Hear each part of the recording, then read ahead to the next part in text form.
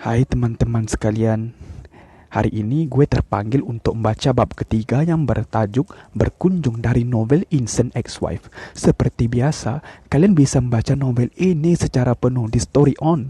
Untuk lebih cerita menarik, jangan lupa di subscribe. Jin sedang berada di antara kumpulan bunga-bunga segar dan beberapa tanaman hias yang ia jual di dalam tokonya dengan tatapan pilu. Ia menunggu kedatangan Jasper dan menghabiskan waktunya untuk menatap semua bunga-bunga cantik pengisi tokonya. Kling! Suara bel pintu yang terbuka sontak membuatnya menenggadah. Di ambang pintu itu ia melihat Jasper, saudara kembarnya, sedang berdiri di sana. Ia mengenakan jaket jeansnya dan kaos putih serta sepatu boot favoritnya. Rambut coklatnya yang mirip dengannya kini diikat kecil dan membentuk kunciran yang berantakan tapi tetap terlihat maskulin. Serta-merta, Jasper langsung menghampirinya dan memeluknya tanpa banyak kata. Baru setelah itu, Jin dapat menangis terseduh di dalam pelukan saudaranya. Ia menangis, sesenggukan seolah ingin meluapkan seluruh emosinya yang telah tertahan selama ini. Aku hanya akan memberimu pelukanku padamu untuk hari ini. Dan selanjutnya, jika kau mengalami hal seperti ini lagi karena laki brengsek itu, aku tak akan sudi menemuimu, ucapnya tegas. Jin hanya mengangguk-angguk dan sesekali mengusap sisa air matanya sebelum akhirnya ia bisa sepenuhnya menghentikan tangisannya. Saudara kembarnya itu memang selalu ketus saat menyampaikan sesuatu padanya. Tapi, Jin tahu di balik ucapannya yang ketus, ia sangat menyayanginya. Mereka sekarang hanya hidup berdua dan saling memiliki satu sama lain. Setelah orang tua mereka meninggal karena kecelakaan, hanya Jasper lah satu-satunya saudara ia miliki. Walaupun mereka memiliki beberapa bibi dan paman, tapi tak ada yang sedekat itu selain saudara kandung sendiri. Bukan? Iu, kau baru saja memberiku noda bedak, lipstik, dan juga ingusmu pada kaos baruku. Protes setelah Jin melepaskan pelukannya. Kau ingin menghiburkan atau apa? Ucapnya kesal sambil memukul bahu Jasper. Aku sudah terlalu capek untuk mengatakan. Lihat, sudah kubilang padamu bukan? Beratus-ratus kali seperti sebelumnya. Dan kali ini, aku tak akan berkomentar apa-apa. Aku hanya ingin menanyakan satu hal padamu. Apakah benar akhirnya engkau akan terlepas dari si brengsek itu? Jin menghembuskan napasnya sejenak. Ya, Jas. Ia tadi memberiku berkas perceraian dan aku sudah mendatanginya. Bagus, jawabnya. Lalu apa rencanamu? Tanyanya. Keluar dari rumah itu, mendapat hartaku kembali dan akan membunuhnya aku rasa. Jawab Jin kesal sekaligus pasrah. Oh, please. Jasper memutar kedua bola matanya dengan sinis. Ya, bunuhlah saja dia. Dan untuk itu jangan lupa kau juga harus mempersiapkan kantung jenazahnya serta tempat di mana kau akan menguburnya, ucapnya mencemuh. 5 tahun, Jasper, dan ia sudah terlalu mengambil banyak hal dariku. Laporan sialan itu, jabatanku, serta impianku untuk memiliki anak. Keluh Jin, dengan membunuhnya saja akan terlalu bagus untuknya. Aku akan membunuh kehidupannya, karirnya, bahkan juga impiannya.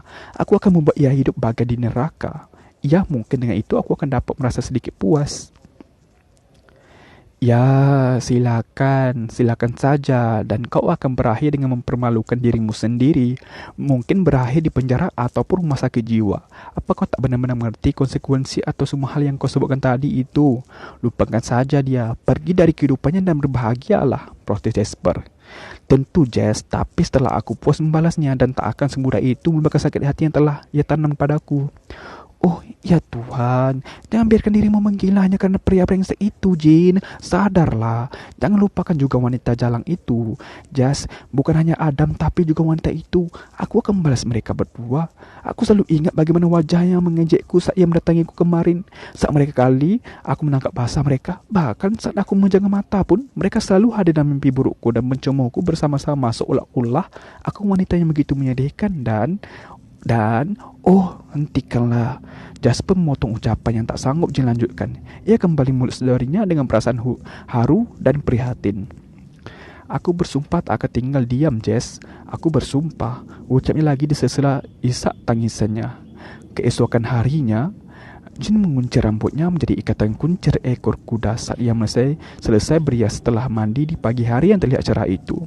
Ia mengenakan kemeja putih dan jeans casual sebelum akhirnya turun ke lantai bawah untuk bergabung dengan Anna dan Jamie, para pegawai di tempat toko bunganya. "Hai bos, kau sudah siap?" Rupanya, sapa Anna.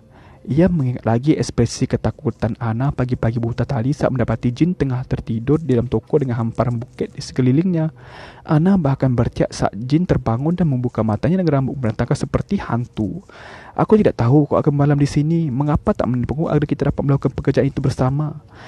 "Tak apa, Anna. Ini terjadi luar rencana aku juga.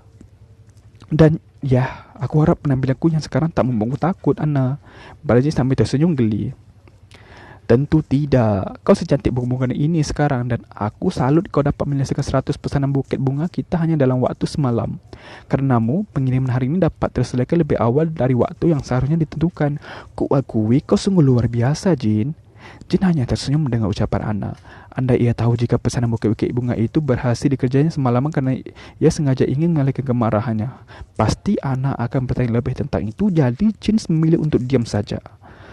Suara dari telepon memecah aktivitas mereka seketika. Anna yang berada dekat dengan telepon menerima panggilan itu dengan segera. "Halo, selamat pagi. Jenica Floweris, ada yang dapat saya bantu?" Siapa yang saat menerima panggilan itu? Dengan isyarat tangannya, Jin memberitahu Anna bahwa dirinya akan keluar tanpa mengeluarkan sepatah kata pun. Anna yang sedang berbicara pada pelanggan hanya mengangguk sebagai tanda bahwa ia mengerti. Jin kemudian keluar dari toko bunganya dan meninggalkan Anna yang sedang bertelepon. Tepat saat itu, Jamie, pekerja satu-satunya, tengah menyeberang jalanan untuk menuju ke toko. Ia rupanya telah kembali dan baru saja keluar dari area parkir yang terletak di seberang toko mereka. "Bagaimana pengantaran pesanannya, Jamie?" tanya Jin. "Lancar, bos. Pelanggan kita sangat senang karena pengiriman lebih cepat dari jadwal yang seharusnya mereka minta. Dan apa kau tahu, mereka memberi kita bonus tambahan," ucapnya girang sembari menunjukkan sebuah amplop pada Jin. Jin tersenyum dan mengangguk. "Baguslah, Jamie. Nikmatilah bonus itu dengan Anna." "Benarkah, bos? Engkau yang mengerjakan seluruh pesanan itu, setidaknya nikmatilah bersama kami," ucapnya. "Tak masalah, Jamie. Aku ada keperluan hari ini dan tampaknya hari ini tak akan terlalu banyak pesanan. Jadi aku pasangkan toko pada kalian ya untuk hari ini. Jika ada sesuatu yang mendesak, kau dapat menghubungiku, Jamie," ucap Jin. "Oke, ma'am," jawab Jamie. "Bersemangat. Tunggu. Apa kau baik-baik saja? Karena tampaknya kau sedikit pucat dan tak bersemangat. Apakah terjadi sesuatu, Jin?" tanya Jamie. "Aku tak apa, Jamie. Ada kemungkinan Jasper akan mampir nanti. Berikanlah buket yang ia mau kerana tampaknya ia akan merencanakan makan malam dengan seorang gadis atau semacamnya. Lagi, apakah Jasper bahkan tak mengencani salah satu dari mereka?" Tanya tak percaya. Bagaimana ia akan menjadi sebuah pernikahan jika bahkan ia tak dapat berkomitmen hanya pada satu wanita? Mungkin setelah ia menemukan orang yang tepat untuk menikah, ia akan merubah, komentar Jamie. "Entahlah, Jamie, pernikahan ternyata tak semudah itu. Mungkin kau kira kau telah menemukan orang yang tepat, tapi ada kalanya setelah kau meletakkan hidup dan seluruh kepercayaanmu pada orang itu, ia bisa sebaik saja berbalik menikahmu dengan cara yang paling menyakitkan yang tak pernah kau sangka sebelumnya." Jamie menatap Jin dengan sedikit heran setelah mendengar ucapannya. "Okey, jangan mengatakan hal itu hanya kerana kau ingin membaca saudaramu, Jin," ucap Jamie. "Dan aku rasa orang-orang seperti itu tak ada di antara kita, terutama Miaku yang cantik. Aku akan melamarnya bulan depan. Bagaimana menurutmu?" tanya Jamie dengan wajah berseri. "Jika kau merasa ia adalah orang yang tepat, maka lakukanlah yang hatimu ingin lakukan, Jamie," jawab Jin. "Benar, jika ia menerima aku, kemungkinan aku juga akan memiliki pernikahan yang bahagia sama sepertimu, Jin. Aku akan memperlakukan Mia seperti Adam memperlakukanmu." Perasaan nyeri seketika menyergap dada Jin saat Jamie mengatakan tentang pernikahannya. Ia sedikit mengenyit dan hanya tersenyum dengan samar untuk menutupi itu. Beruntung saat kemarin Sharon mendatanginya di toko dan memprovokasinya. Kedua pegawai sedang tidak berada di sana. Jamie dan Anna waktu itu sedang dalam perjalanan untuk mengantarkan pesanan yang berjumlah banyak. Saat itu, ia sendiri berada di toko kerana untuk mengejarkan pesanan yang lainnya. Jadi, baik Jamie maupun Anna tidak mengetahui tentang keributannya dengan Sharon. "Baiklah, Jamie, aku pergi ya," ucap Jin kemudian.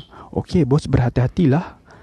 Jin mengganggu dan kemudian mulai menyeberang jalan menuju area parkir untuk pertokoan di sekitarnya.